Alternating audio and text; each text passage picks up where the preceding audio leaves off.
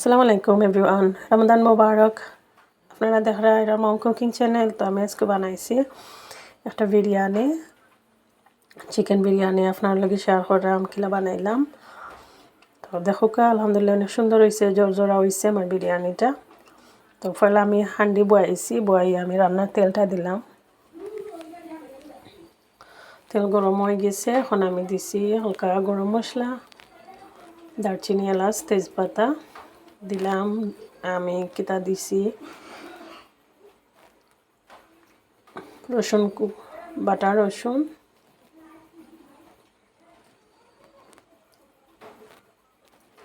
এখন আমি দিছি পেঁয়াজ কুচি। পেঁয়াজগুলো লাল হইব, তারপরে আমি দিমু পেস্ট করা কিছু পেঁয়াজ।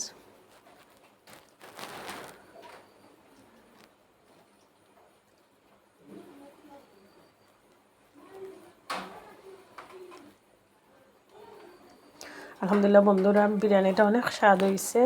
ইফতারে আমি খাইছি, খুব মজা হয়েছে। আপনারা চাইলে ট্রাই করতে পারেন বাসায়। আমি এখানে লবণ দিছি, ওখানে দিছি হালকা আমি 1 চামচ পরিমাণ দিছি গরম মশলা, দিছি বিরিয়ানি পাউডার।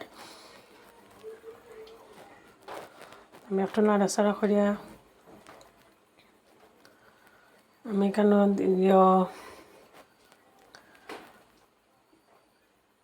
চিলি পাউডারও দিলাইছি। আমি এখন চিকেনগুলো দিলাম।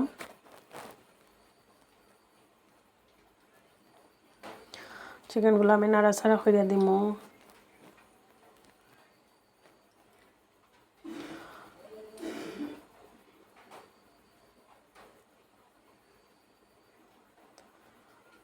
একদম অল্প মশলা দিয়ে, গরম মশলা দিয়া বিরিয়ানি বানাইলে আলাদা একটা টেস্ট হয়। তো আমার গড়ের খাবারও বেশি পছন্দ, আমার ফ্যামিলিও পছন্দ করেন সবে। তো আমি দিছি কয়েকটা কাঁচামরিচ দিয়ে আমি একটু গুড়িয়া রাখবো। আর এখন আমি ডাকনিটা হরাইয়া একটু গরম পানি দিছি,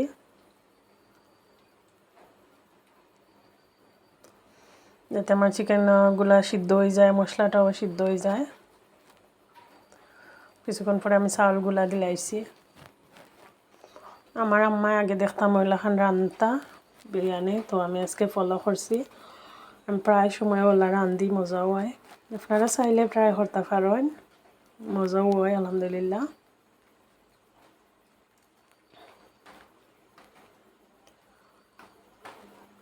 আমি এখানে 4 কাপ পরিমাণ ছোটো চাউল নিয়েছি, চিনির গুঁড়া চাউল যেটা।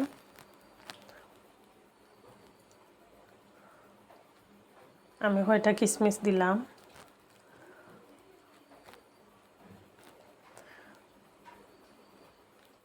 কিশমিশ দিলে বিরিয়ানির স্বাদটা অন্যরকম হয়ে যায়, আরও একটু ভালো লাগে। এর লাগে আমি কিশমিশ অ্যাড করছি।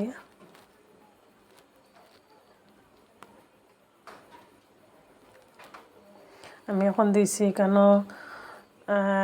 2 কাপ পরিমাণ দুধ, গরুর দুধ।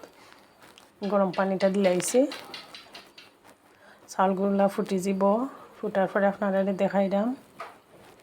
দেখো বন্ধুরা, আলহামদুলিল্লাহ অনেক সুন্দর হয়েছে। আমি দিছি কেন গোলাপ জল 2 চামচ।